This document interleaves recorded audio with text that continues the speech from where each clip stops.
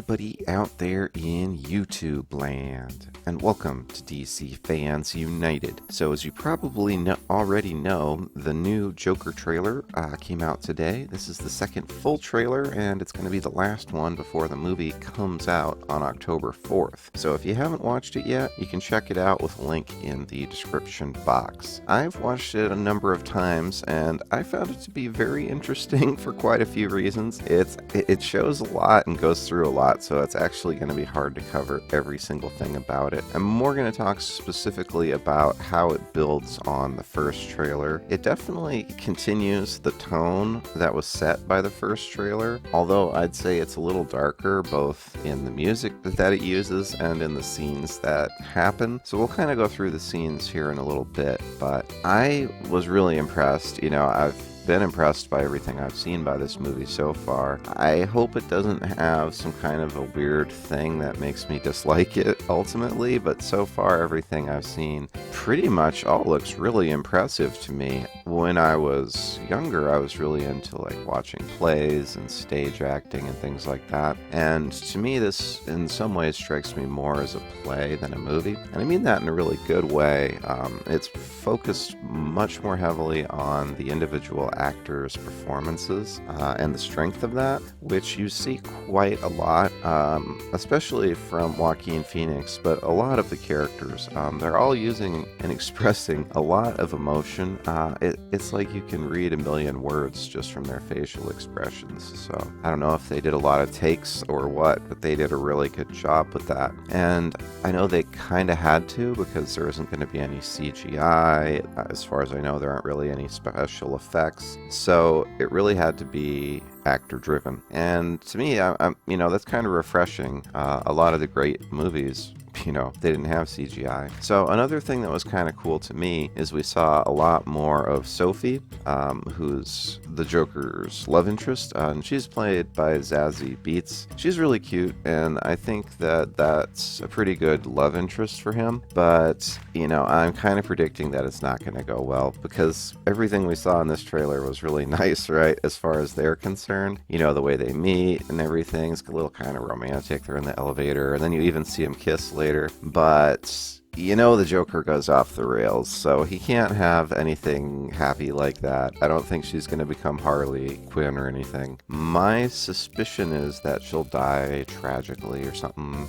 although she has kids from what I understand, so they might not go that far, although the movie's rated R, so you never know. It's possible she'll just end up cheating on him or something, but that'd be a little kind of lame. As far as a story in their tragedy, they'd probably have her die somehow. Could even be tied into one of the Joker's antagonists, like Thomas Wayne or Robert De Niro's character. Speaking of De Niro, we saw a little bit more of him too in this trailer. Of course, he's a great actor, so I'm pretty happy specifically where he's shown to be an antagonist of Joker and really is cruel to him. So that's kind of interesting, and it goes with the overall dark and admittedly tragic theme of this movie. It's definitely a bleak movie.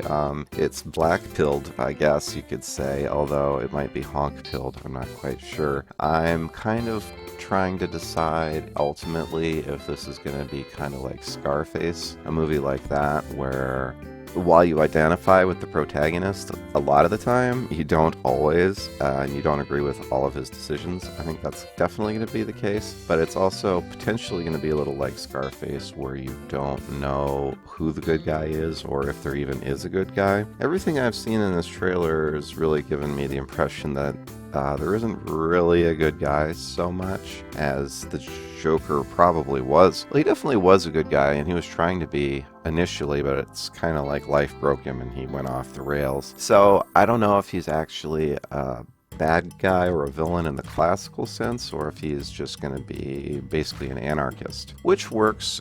We definitely had elements of that with the Heath Ledger Joker, with him burning piles of money and stuff. It's also interesting to me too, though, that this clown anarchy movement that you see in the trailers, where everyone's rioting and they're fighting with the police and they're wearing clown masks and stuff, There are scenes in this trailer where it's not, it makes it seem so you can't tell if the Joker is actually their leader or if he was their inspiration, which I think is actually more the case. That or it's coincidental, but they show him in the crowd and he's kind of surprised and reacting positively, but it doesn't seem like he's the cause of the clown uprising, so to speak.